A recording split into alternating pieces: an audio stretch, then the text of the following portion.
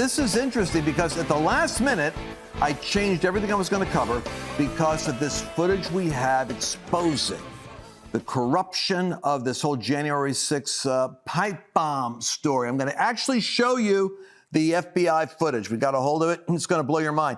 How do you sleep at night, you might say, with all these things that are happening in the world? Well, I'll tell you the secret. My friend Mike Lindell just sent to me 200 pillows. Mercedes Sparks, he sent, actually, you got him to send them, 200 of these pillows for a conference I just did down at the Trump Doral Hotel last weekend. And I was thinking, do you know what the difference is? I actually am one of those guys who wakes up at night, and if I feel the heat on my face, I have to flip over my pillow. I have to wake up periodically. Mike's come up with a new pillow that is a temperature-regulated kind of technology so that it cools you off and doesn't build up that heat under your head, so you have to wake up and flip. I don't know if you do this, but I do this several times a night. He's got the solution, 50% off. He's allowing us to get a special discount. You want to go to mypillow.com, use the promo code Lance. Off the ordinary, like 50% off price, he's going to give you an additional percentage off for working with me. Mike and I stand together in the business of saving America. No matter how hard they hit at us, we hit back because we support each other. Go to mypillow.com, use promo code Lance, and get that heat temperature regulated pillow so you can sleep at night just like I'm about to start to do. And let's get into the show. Today, I'm particularly, not stressed out, but I'm distracted because there's so much going on that we could talk about. In the producer assistant chair over there is producer assistant Will Boone.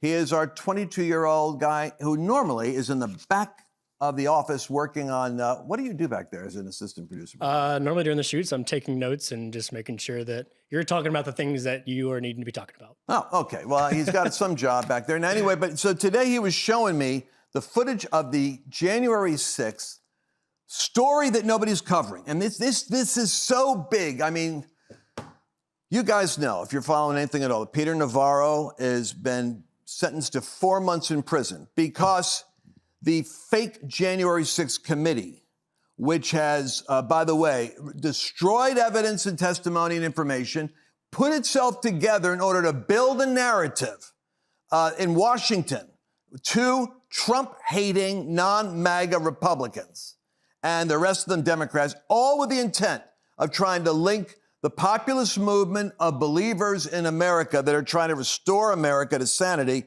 to terror or to extremism.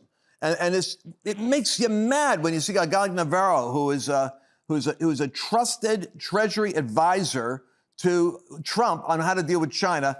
He got put in leg irons in public in order to humiliate him when they could have simply asked him to come down to the FBI and meet with them. And now the guy's off, sentenced to prison because of a corrupt January 6th committee who called him forward and he refused to go see them. How corrupt are they, you might ask? Well, Will, you're sitting here today in our studio audience, or actually on our desk, and you've showed me some footage, which has just come out, of what was going on with the pipe bomb. Now, the pipe bomb is the story you didn't hear about on January 6th. Why, if you have the dangerous MAGA movement putting bombs in right outside where the vice president, Kamala Harris, is, why, if we have explosives, was that not a story? I'll tell you why. Because if Plan A failed, which was the insurrection distraction at the Capitol, Plan B was the bombs, the pipe bombs. And so we find out that, it's not really a story. Don't worry about the pipe bombs. Why not worry about the pipe bombs? I think they were planted. That's why we're supposed to ignore this story. But you've got some footage. So, Will, walk us through what you got. All right. So on January 18th, this footage was posted. So this is from January 6th.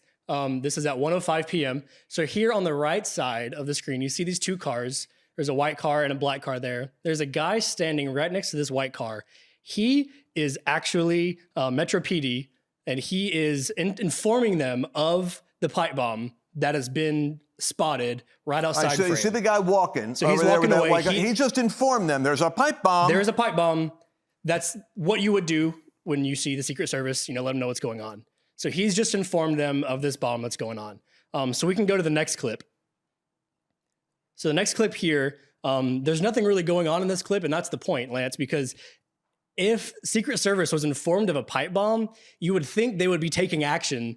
Oh, we need to get Kamala Harris out of here. We need to evacuate the premises. So we need to... Or at least keep people from walking past the bomb. Exactly. There's still people walking across the street. They're still drinking their coffee and hanging out. This entire clip is of nothing happening, which is the problem here. And it takes them about a minute to get out of their car. I think towards the end of this clip, they eventually get out of their car. But it takes them a minute to even just get out of the car. So if we go to the next clip. Are you that are listening to the podcast, you just got to visualize. Yes. So describe this for the audience who can't see this. Here, all right, now a guy's getting out of the car. There's people standing out of their car. And they're just standing out the car. They're not trying to get people out. They're not trying to make a plan. They're not trying to get the vice president of the United States away from this bomb. They're just talking and chit-chatting, nothing really going on. No, they're not putting tape around it. They're not blocking the area off. No, they don't seem concerned. They're basically ignoring it. Right, they don't seem concerned for Kamala Harris. Okay, so let's go to the next clip. We got three kind of lollygagging. Clip 5 here. They're walking like slow walking. And coming up right up here, the camera guy finally, let's see where this pipe bomb is. Let's go over here. So right here in between these two benches, you can't quite see it in this footage. It's right there. There's a little shining thing right there in that bush. There's a shiny thing in the bush near that cup of coffee. To the left of this bush. The pipe bomb is right there. Got it on footage. But the other crazy thing is here on January 6th, on this day, it was a windy day. That coffee cup shouldn't have been just sitting there all day long if it was planted the night before, like the story says. So this is saying that there was somebody there. They set their coffee cup down. All right, so here we have the Secret Service coming up and approaching. So here, this is the next clip. They're walking over. This is and the point is, this is such suspicious behavior. Right. Children are passing by this pipe bomb, and they're not worried about it at all. And here's clip 7 here. When this guy comes up on the right side, he's taking a picture of this pipe bomb, Lance. Takes a picture of the pipe bomb, thumbs up to the crowd, and then we're out of here. And they didn't even go over to get it? No, they just took the picture of it, and they're still not even gone yet. The cars are still there. So the thumbs up, got the picture. We have the pipe bomb. There it is. Pipe bomb. We're all good to go. All right, so folks, here's obviously you're questioning like I'm questioning. If there's a bomb, why aren't they like putting yellow tape and getting the bomb squad out there? They shouldn't know. They should be this casual about it.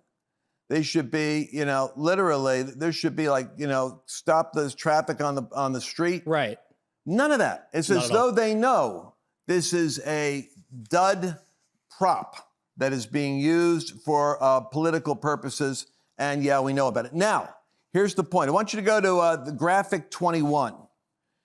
When questions were raised about what was the Secret Service being told in terms of texts, like they're conscientious, Secret Service. Somehow the police or the FBI are communicating with them, and they're telling them, stand down or chill out or listen, we've already investigated this. Somebody who knows the real story is actually in communicating something to the Secret Service that indicates that you don't have to worry about this.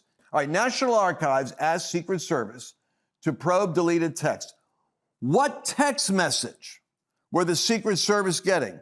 The potential loss of the records first came to light last week when the Department of Homeland Security of Inspector General, in a letter obtained by the Associated Press, told lawmakers the Secret Service messages between January 5th and January 6th were all erased. It's all part of a device replacement program. The watchdog said the messages were deleted after they had been requested as part of an investigation. What is that? Well, you know what I'm reading right there? I'm reading how the government destroyed the evidence of what they were saying to each other in text and used the excuse that on the most significant day, the day when you have 1 million or more people coming to Washington, a day when you have Plan A, which is the insurrection plan, Plan B, which is the pipe bomb. This is the day. It's like having the World Series and like ABC and NBC and Fox all decide to replace their cameras on the day of the World Series. You don't replace your phones and devices on January 5th or 6th, unless you're lying about how come you don't have the information. Right. And one more thing, Lance, even after all these things happen, they plant the bomb as the day goes on. They still went to go disarm this bomb with a bomb-safe robot because they had to put up the optics of this is a real pipe bomb. We're going to go destroy it as it should be.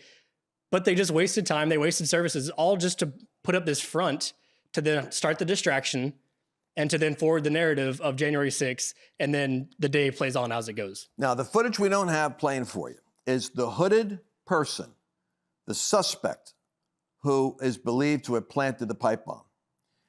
A hooded suspect. They have cameras work of a guy with a hood, and he's on a cell phone talking as he's doing it.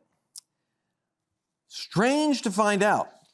There's no record. I guess AT&T or Verizon can't seem to find who that person was on the phone. Now, mind you, they go after all the January 6th grandmas and people that went into the Capitol because they can utilize the digital signal of your phone and follow it back to your house and see where the digital device goes. They don't get a name, they get a number. They follow the number, and so they could geo-target who was in the Capitol and go knock on the door and say, we know where you were because we tracked you by your phone.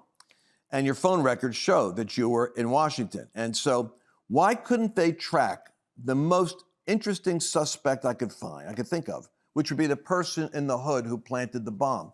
Evidently, they don't want to find them because they don't have the data. They don't have the data on the Secret Service. They don't have the data on the guy with the hood.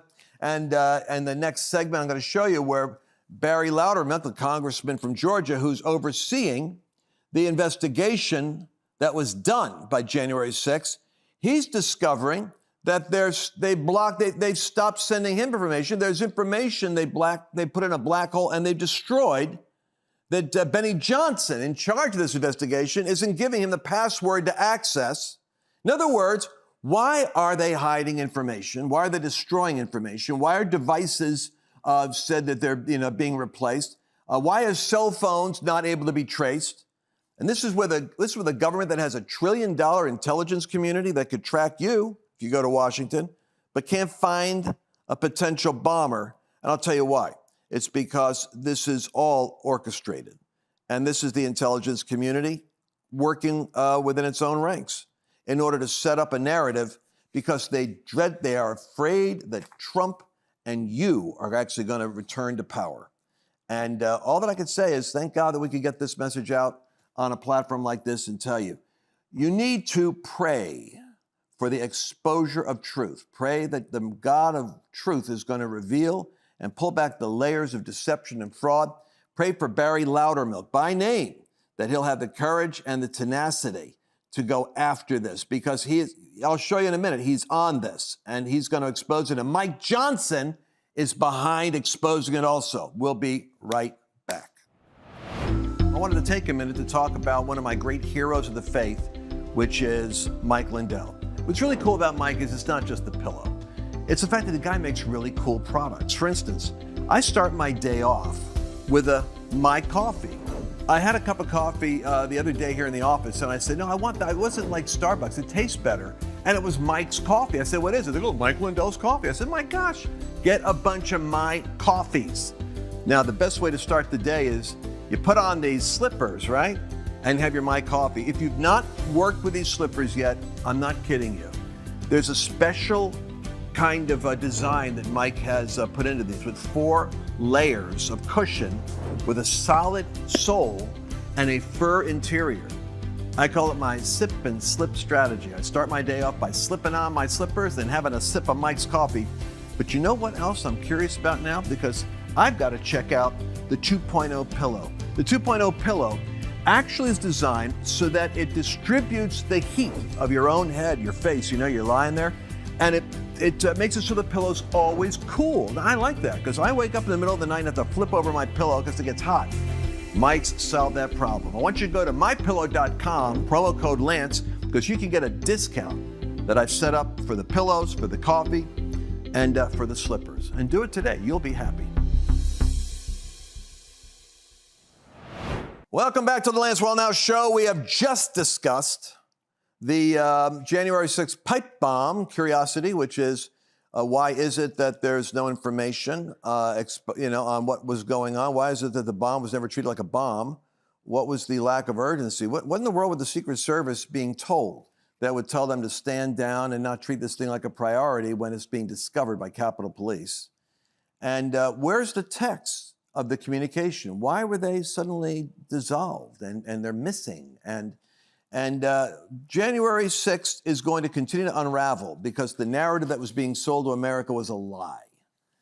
Now, Barry Loudermilk is the man given House administration oversight of a subcommittee that is actually gathering all the necessary information to investigate that January 6th. It's because the Republicans now, they have a chance to go, whoa, wait a second.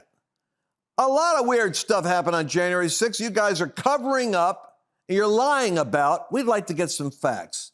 So proceeding like lawyers do, Barry's been getting the facts. But I want to play cut 20, video 20, because I started watching Barry back in August of 23 when he says, this is a weird story, and it's been lost.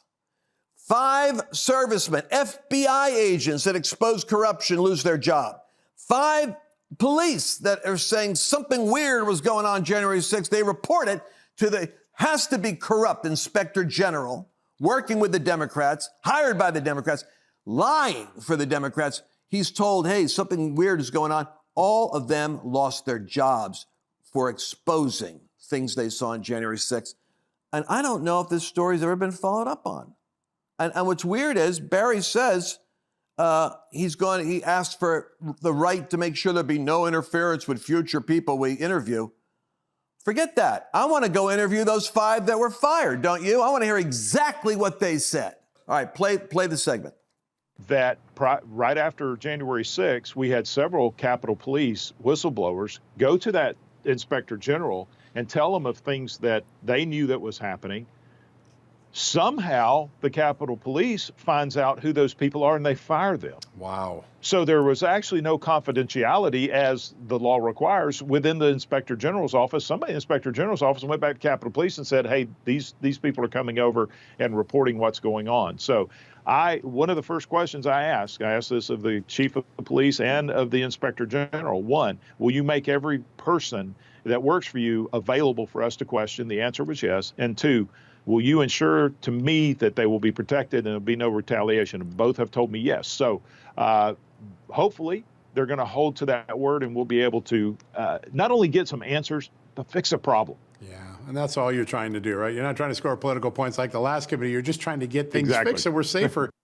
Fix the problem. See, that's an actual responsible adult in Washington. But that's not what that's what they're up to. They're up to creating a problem and hiding it. So I want to go to, you hear what I'm saying? That's why Barry should be talking to the policemen that were fired. Why don't you listen to Barry, comes back 2 weeks ago. Since August, he's been working all this information, right? Barry comes back and reports he's convinced the entire January 6th thing was a narrative they were pushing and not the truth.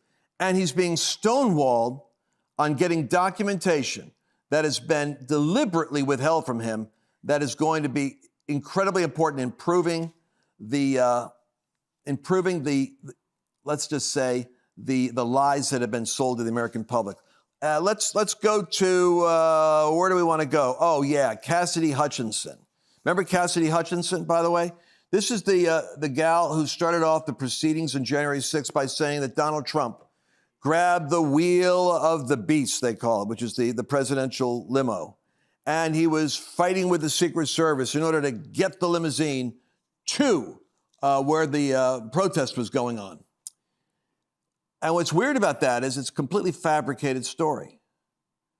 However, the J6 committee and all the news covered it relentlessly as evidence that Trump was out of his mind leading this dangerous insurrection. The problem is every step of the president's journey, every minute of what he does is actually covered by the Secret Service. It's in a document, it's in a file. And it shows that there was not one moment when Trump actually planned on being at the Capitol during that protest. Nor is there evidence from a Secret Service agent who testified that he tried to grab a wheel or fought with them. It was a completely fabricated story. But let's play cut 8 so you can hear what Loudermilk says. I don't want you to forget about Cassidy Hutchinson, because we have a tendency to memory hold these things and forget about them. Remember, this is where the J6 hearing started. Let's listen to what he says.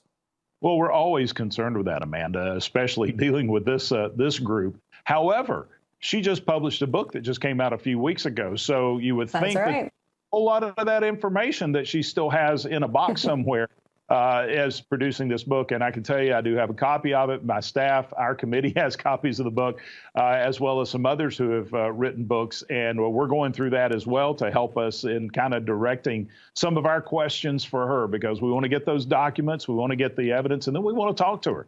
We want to see what was really driving her to significantly change her testimony from somewhat in favor of Donald Trump to adamantly opposed to him. Yeah. On that point, sir, there has been a report, I think in the Business Insider it was, that they saw some GSA records. We haven't been able to find them yet ourselves. We've been trying. All right, let me just say something here. She significantly changed her story from what she had originally said. The question is, why would somebody significantly change their original testimony? Why would they do that? And we just got 27 seconds. Play video 9. I want to complete this thought. The mainstream media was lied to by this select committee. They were duped by this committee. They ought to be as angry about this as other people are, because they should expect a level of trust just like the American people do, because the American people have a right to know the truth, and people in the press have a right to know the truth as well. And I think that mainstream media ought to be as upset about what we're uncovering as anybody else ought to be, but they just don't seem to be. Why do you think it is that the mainstream media is not interested in the pipe bomb? Why isn't mainstream media interested in Cassidy Hutchinson having her testimony contradicted by the Secret Service that was with Trump? Why do you suppose mainstream media isn't interested in the deletion of text, information, and data? Didn't you tell me that there's terabytes of data? I didn't want to keep cannibalizing that interview with Solomon, but I mean, Loudermilk goes on to say that there's data that has been lost and withheld from his committee on purpose. Is that right? So in the other video from Loudermilk, actually, he was talking about how they've got subpoenas, we've got other videos. And what really happened was they didn't have any of the stuff that they said they were talking about. So then January 6th committee, led by Benny Thompson, was required under law to preserve and turn over all data related to its probe at the end of the congressional term. Turns out that there was factual errors, and they turned over 4 terabytes of data. 4 terabytes of data. Loudermilk said his committee only received 2.5 terabytes of data. There's factual errors all over the place in terms of what took place. In addition, Loudermilk said he discovered a letter from Thompson to White House Special Counsel Richard Sauber that his committee did not receive. The letter detailed an agreement between the January 6th committee and the executive branch to interview people whose names were later redacted. Why are the testimonies of people being redacted? Why are testimonies being withheld from Loudermilk? Could it be that there's testimonies that are actually going to contradict what the January 6th committee came up with? And you guys have to. I know that there's a lot of information flying out there. Did you see the interview that Tucker did with the head of the Capitol Police who was requesting backup and wasn't given any? It was New Jersey National Guard that actually ended up showing up. He says that he was deliberately kept out of briefings with the FBI and higher-level senior intelligence officials on January 6th preparations and logistics. As the head of the Capitol Police, he was not invited to any of those briefings. He asked for information. They wouldn't give it to him. And so when he's in the middle of this protest taking place, he's calling for assistance in order to block this thing from getting out of control, and nobody was sent to him on purpose until it was too late. Now we find out from other sources that Christopher Wray very cutely is saying that he couldn't say if there was any FBI that were in the crowd or anything. Now we're finding out from another congressman there were hundreds, as many as 200 to 300 FBI agents peppered throughout the crowd, masquerading as though they were part of the protest. How many of them were actually facilitating, like Ray Epps? Let's keep going, keep going. We've come this far. We can't stop now. Go, go, go. In order to herd the sheep in for the slaughter. I'm not saying there wasn't bad actors that were there. Listen, we had $2 trillion, what did we have? Like $2 billion worth of damage done with 200 riots and 17 policemen put into the hospital by BLM and Antifa. So America is a cauldron of discontent. I'm not saying we don't have equally frustrated people that were at the Capitol that day. I'm saying they were so in the minority that there had to be an orchestration of this event in order to create the phenomenon known as the insurrection. And from the pipe bomb to the plainclothes FBI to the bizarre videos we have of policemen opening up doors and we got people high-fiving each other. Evidently, we have a government that is willing to work with media that is complicit on lying to the American people, which means we have to be even more vigilant. We have to do the work that Solomon's doing, that Loudermilk's doing, and then we need broadcasts like this and others on Real America's Voice to get the truth out. I can't believe we're out of time already. Well, we're going to be back again tomorrow because the rest of what I want to talk about can't wait. We've got to get this next, what's happening with the border in Texas. I got some breaking news I want to give you, but we'll have to hold that till tomorrow. We'll see you again then. God bless. What happens if a natural disaster takes place? We have these weird tornadoes that hit in the Midwest and in Texas, but look at the hurricanes in Florida. People can literally have their houses flooded, or they're in a situation where they have no food or access to groceries. Everyone needs at least a 4-week emergency food kit. And fortunately, My Patriot Supply has created a 4-week emergency kit. And these products will last for 25 years. The interesting thing is they give you a 2,000 calorie per day meal. And that's the key. Delicious and 2,000 calories a day, because that's what you're going to need to sustain yourself for 4 weeks in a crisis.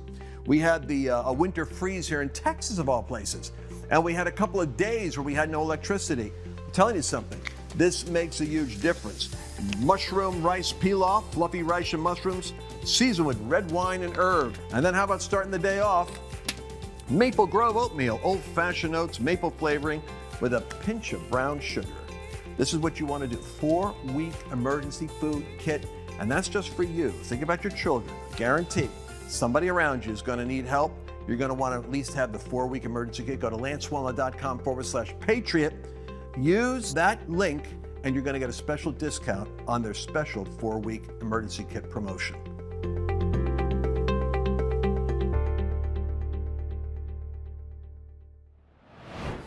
Did you enjoy this latest episode? Please remember to share it with your friends, because the more knowledge you have, the better equipped you are to navigate the world.